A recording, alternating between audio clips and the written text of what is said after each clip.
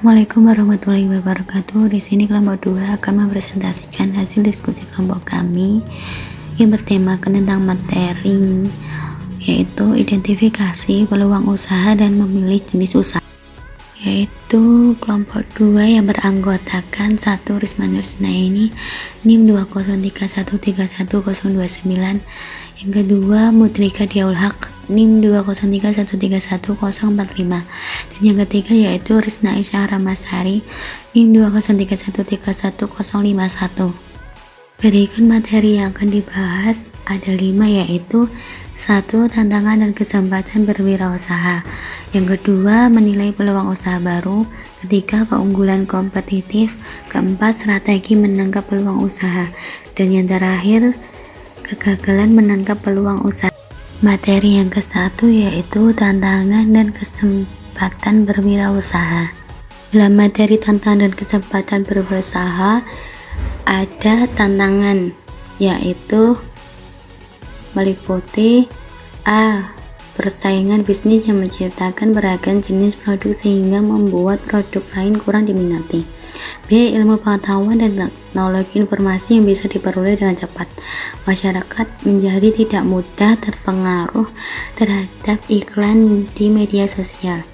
C. Manusia memiliki karakter yang selalu berubah, sehingga seorang wirausahawan dituntut untuk selalu berkreasi dan berinovasi. 4. Kebutuhan dan biaya hidup yang terus terjadi sehingga menyebabkan orang mampu memperoleh pendapatan. Kondisi ini menyebabkan kompetisi di pasar menjadi semakin tinggi. Maka dari itu dapat dikatakan tantangan itu sebuah proses di mana seorang wirausahawan dapat belajar dari setiap tantangan tersebut. Dan hal ini menunjukkan agar seorang wirausahawan tidak mudah menyerah dalam membangun suatu bisnis. Tantangan diperlukan bagi para wirausahawan sebagai tanda apakah wirausahawan itu dapat naik kelas atau tidak. Selanjutnya, saya akan menjelaskan tentang kesempatan, meliputi A. Perkembangan ilmu pengetahuan dan teknologi yang begitu cepat telah mendorong percepatan pemerolehan informasi. B. Pendapatan per kapita dan jumlah penduduk yang semakin bertambah. C. Tingkat pendidikan masyarakat yang semakin tinggi. D. Peran wirausahawan untuk menciptakan lapangan pekerjaan sehingga angka pengangguran menurun. Jadi dalam kesempatan tersebut dapat menimbulkan adanya pilihan bagi para wirausaha untuk mengambil tindakan apakah peluang yang ia dapatkan sesuai dengan apa yang ia butuhkan untuk memulai suatu bisnis atau sebaliknya. Maka kita dalam mengambil peluang tersebut, kemungkinan rencana bisnis yang telah kita atur sedemikian rupa tidak akan menghasilkan apa-apa atau bahkan akan membuat kita lebih sulit untuk menyusun dan mengatur ulang semua rencana yang telah kita susun secara terperinci. Jadi dalam kesempatan ini kita harus berbisnis secara baik tanpa ada kesulitan yang membuat kita sulit untuk berbisnis.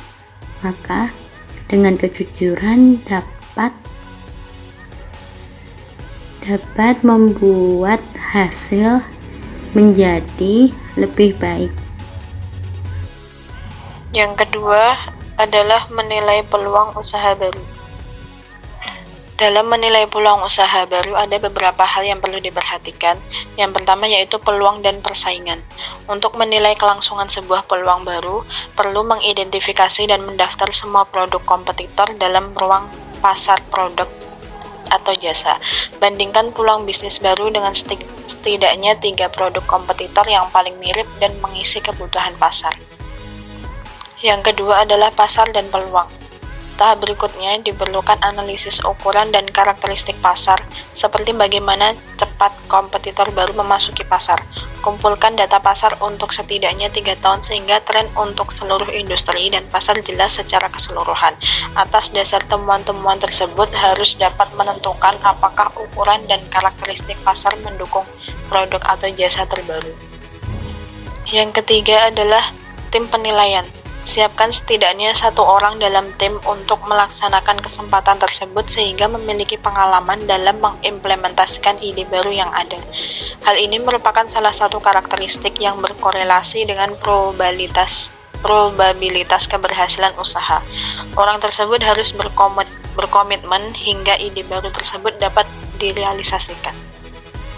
Yang keempat adalah keuangan. Langkah berikutnya ialah memperkirakan kebutuhan modal untuk pelaksanaan ide tersebut. Jika ide tidak dapat dibiayai sendiri, maka harus mengidentifikasi sumber-sumber alternatif modal. Ide yang diusulkan juga harus berkontribusi terhadap perusahaan kesejahteraan finansial jika diterapkan. Yang kelima adalah kompatibilitas, yaitu harus mengevaluasi kompatibilitas persyaratan produksi produk baru dengan mesin, pabrik yang ada, dan tenaga kerjanya. Jika tidak dapat mengintegrasikan ide baru ke dalam proses manufaktur yang ada, harus mempertimbangkan biaya lebih seperti membeli pabrik dan peralatan baru. Yang terakhir adalah sinergi. Ide tersebut harus memiliki sinergi dengan kemampuan manajemen yang ada dan strategi pemasaran. Yang ketiga adalah keunggulan kompetitif. Yang pertama adalah coach leadership. Coach leadership adalah strategi meningkatkan keunggulan usaha dengan menerapkan harga yang murah, tetapi bukan berarti kualitas produk harus diturunkan. Buat produk yang bermanfaat, berguna, dan lebih baik daripada beberapa pesaingnya, tetapi pasang harga yang lebih murah juga. Caranya bisa menjual produk dalam ukuran yang lebih kecil agar bisa menekan biaya produksi. Strategi ini cocok diterapkan bagi yang memiliki usaha, yaitu menjual barang kebutuhan sehari-hari, misalnya pakaian, makanan, kosmetik, atau aksesoris gadget. Yang kedua adalah aliansi. Diterapkan dengan memanfaatkan kerjasama atau partnership untuk mendongkrak keunggulan usaha. Bisa dilakukan dengan menggunakan brand ambassador atau bekerja sama dengan supplier yang terkenal akan material berkualitas. Yang ketiga adalah fokus.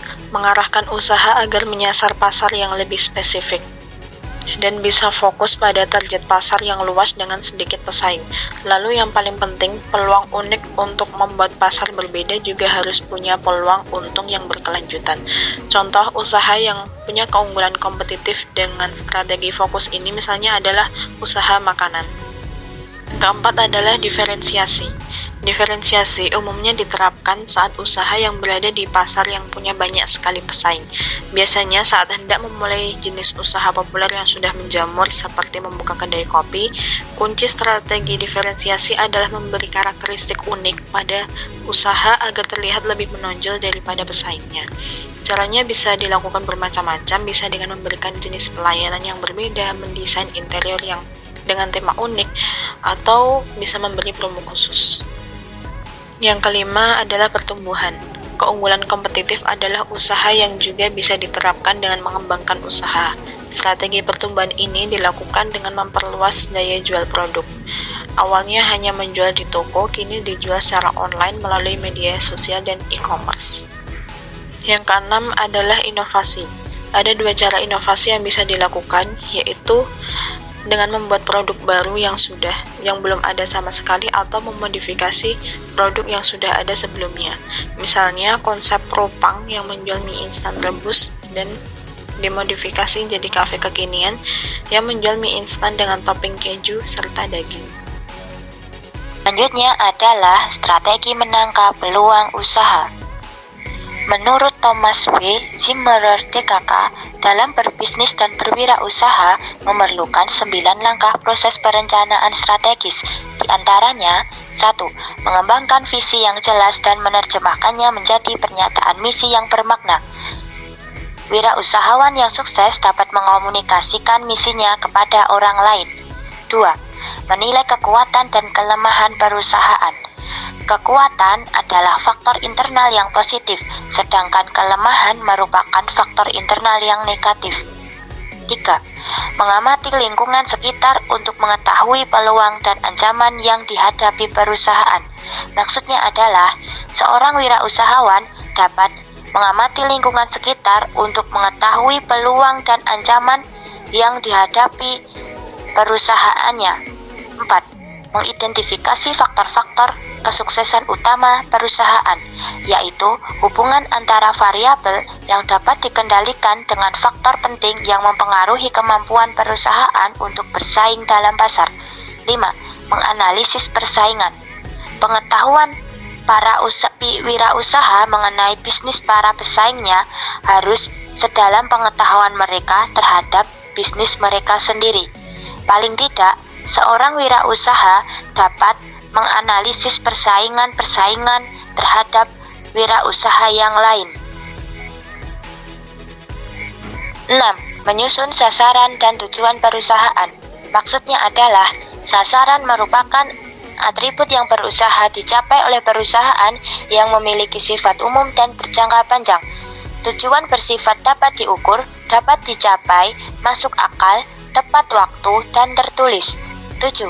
Merumuskan opsi-opsi strategis dan memilih strategi yang tepat. Strategi adalah rencana yang hendak digunakan perusahaan untuk mencapai sasaran dan misinya. Hal tersebut harus berpusat pada faktor utama yang telah teridentifikasi lebih awal. 8. Menerjemahkan rencana strategis ke dalam rencana aksi. Perencanaan strategis belum lengkap bila pemilik belum melakukan tindakan. 9. Menentukan pengendalian yang tepat. Poin kelima, kegagalan menangkap peluang usaha. Seorang wirausaha dapat dikatakan gagal dalam menangkap peluang usahanya karena disebabkan oleh beberapa faktor. Di antaranya, 1. Ketidakmampuan manajemen. Dalam kebanyakan perusahaan kecil, manajemen yang buruk menjadi penyebab utama kegagalan bisnis. Terkadang, manajer perusahaan kecil tidak memiliki kemampuan untuk menjalankannya dengan baik. 2. Kurangnya pengalaman wirausaha. Idealnya calon wirausahawan harus memiliki kemampuan teknis yang memadai, serta kemampuannya untuk mengelola orang-orang di dalam perusahaannya yang memotivasi mereka untuk mencapai kinerja pada tingkat yang lebih tinggi. 3. Pengendalian keuangan yang buruk. Manajemen yang sehat adalah kunci keberhasilan perusahaan yang kecil, dan manajer yang efektif menyadari bahwa semua keberhasilan bisnis memerlukan kendali keuangan yang layak. 4. Lemahnya usaha pemasaran. Membangun basis pelanggan yang terus berkembang memerlukan usaha pemasaran yang tak kenal lelah dan kreatif. Mempertahankan mereka agar terus kembali diperlukan usaha, yaitu dengan menyediakan nilai, kualitas, kenyamanan, pelayanan, dan kegembiraan. 5. Kegagalan mengembangkan perencanaan strategis. Dapat disebabkan karena terlalu banyak manajer perusahaan mengabaikan proses perencanaan yang strategis. Mereka mengira hal tersebut hanya bermanfaat bagi perusahaan yang besar. 6. Menetapkan harga yang tidak tepat. Seringkali, wirausahawan dengan mudah menetapkan harga berdasarkan harga yang ditetapkan oleh pesaingnya, atau dapat dikatakan menjual produk terbaik pada harga yang rendah. Berikut daftar pusakanya bisa dilihat. Ada 7 daftar pustakanya. Demikian pembacaan presentasi dari kelompok 2. Bila ada kurangnya kami mohon maaf yang sebesar-besarnya. Bila ada pemateri yang kita sampaikan kurang paham, bisa ditanyakan di WA Group. Terima kasih. Wassalamualaikum warahmatullahi wabarakatuh.